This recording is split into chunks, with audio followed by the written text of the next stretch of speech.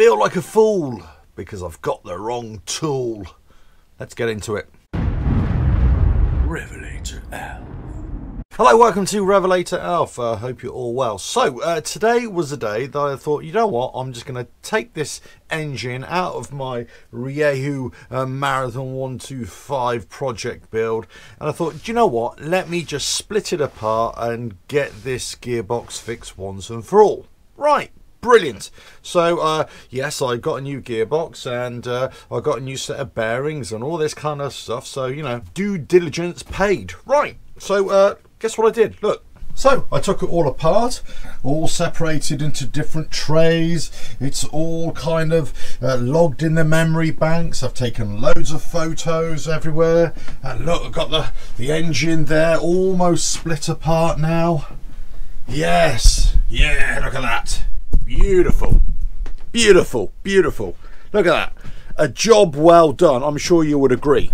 However, no, it isn't a job well done because there's a couple of things that have gone wrong. Well, pretty significant really, I suppose. First of all, let's just say I broke a couple of bolts as I was undoing them. They were just seized in there and they just snapped. These piffy little 6mm bolts. So I'm going to have to drill those out and extract those out. It is what it is. I mean, you know, what can you do? But the big thing was that I thought, do you know what? I can get this engine pulled apart without the appropriate tool. And what tool am I talking about? Yeah, a Magneto Flywheel puller. Let me just show you. So there's a Magneto Flywheel thing. And basically, it's either a Magneto Flywheel puller that goes like a cotter that goes on top of there, a plate, and you screw in there, and then you got a center punch there, and you can pull it out like that.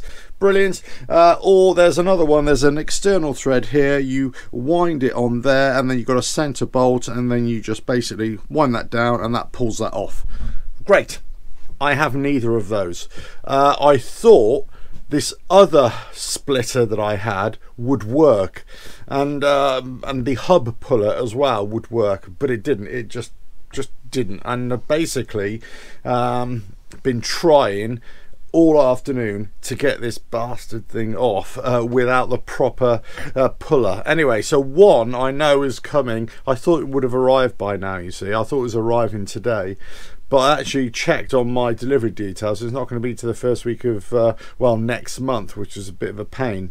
So I've gone on to the parts supplier, and I've actually got another one coming tomorrow. So hopefully I'll be able to get this off. So it's one of those things, really. You know, you start on a project, and then all of a sudden you think, oh, I just haven't got the right tool. So you end up starting to use other things just to see if it'll work.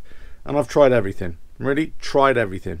So I've tried levers, I've tried heat, I've tried hub pullers, I've tried tapping it, I've looked online at other YouTube videos from the Far East and India where they seem to be taking these off all the time, and they're using center bolts and tapping it here and tapping it there, and you know, they all make it look so easy as if it comes off just like that. But unfortunately, well, maybe for them it does, but for this one it is solid.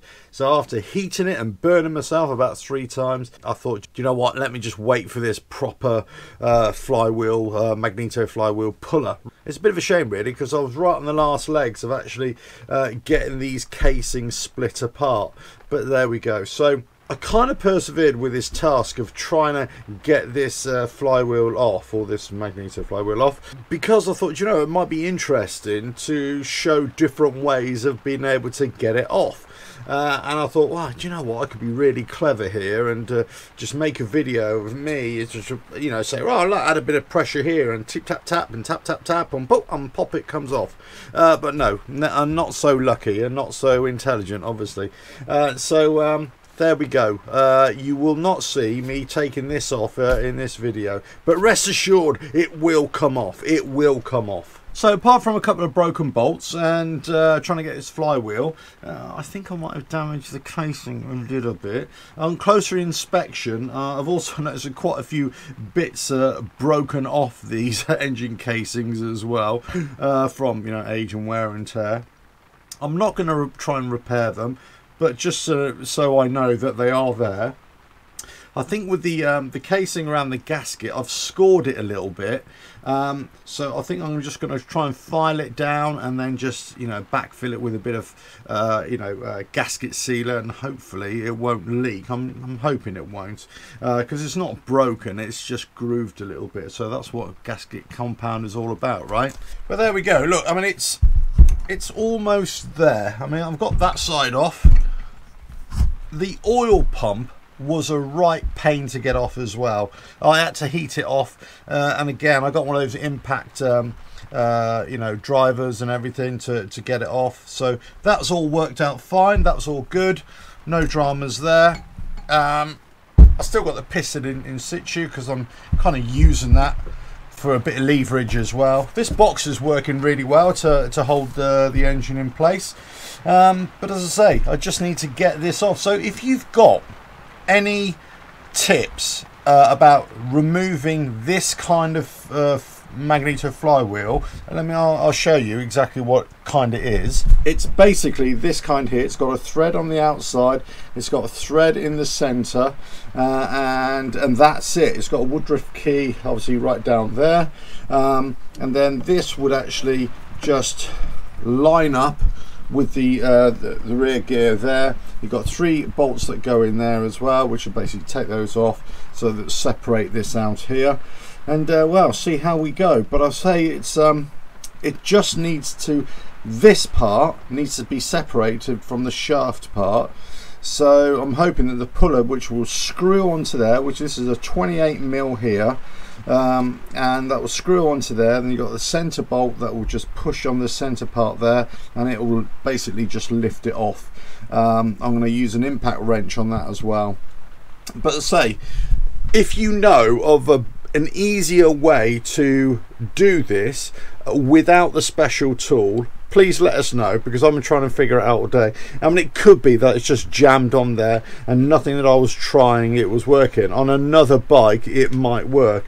As I say, I was using levers, in here, around here. I was using the hub puller there. I was just doing all sorts really. I had a bit of metal chisel here and using that as a lever base, as it were. Let's say nothing was working.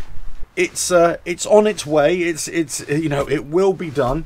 I was hoping to get it done today, but we'll certainly split apart today, and then tomorrow I was hoping to put it all back together. And I think I'm going to run out of time tomorrow because I've got to go and take the Breaking Bad camper for an MOT in the morning.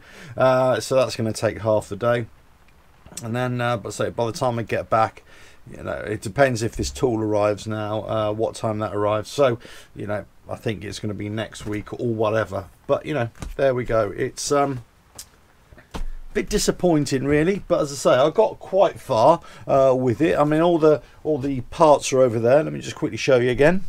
In general, not so bad actually.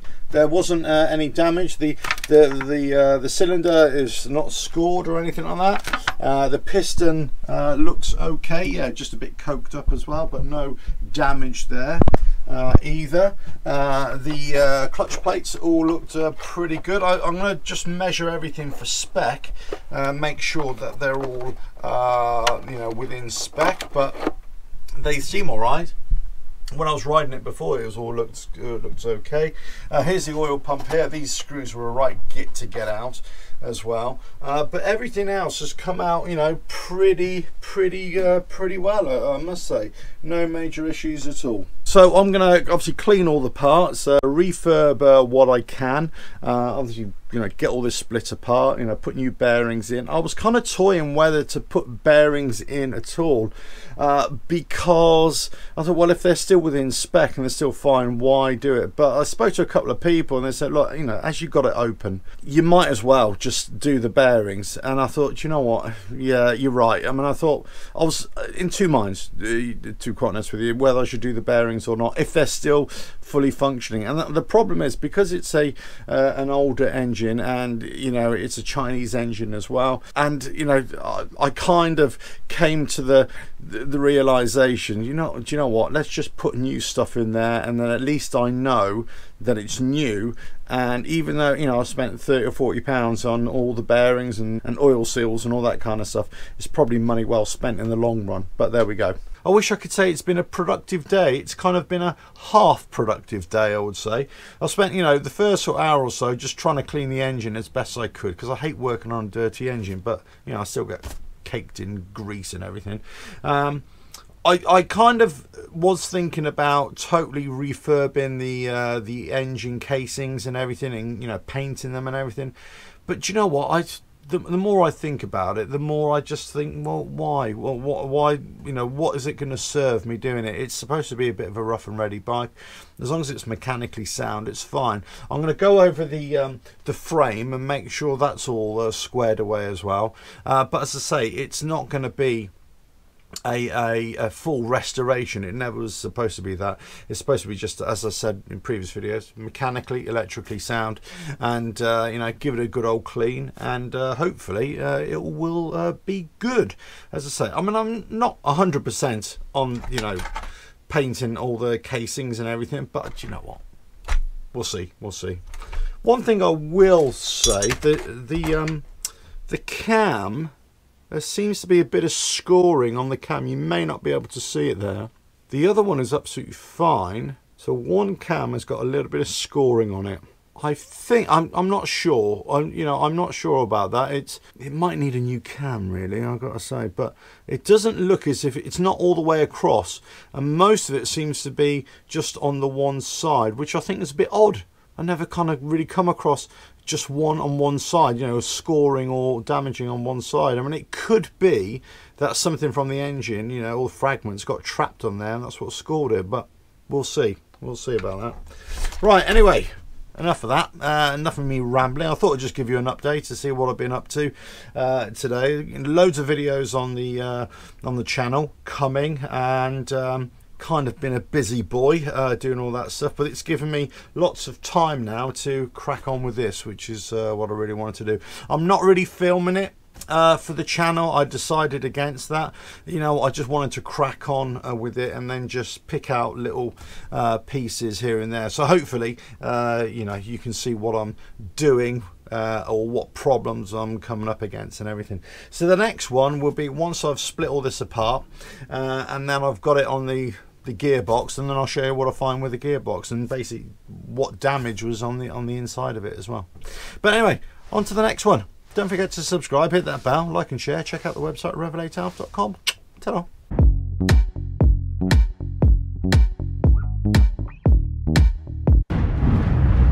RevelatorAlf.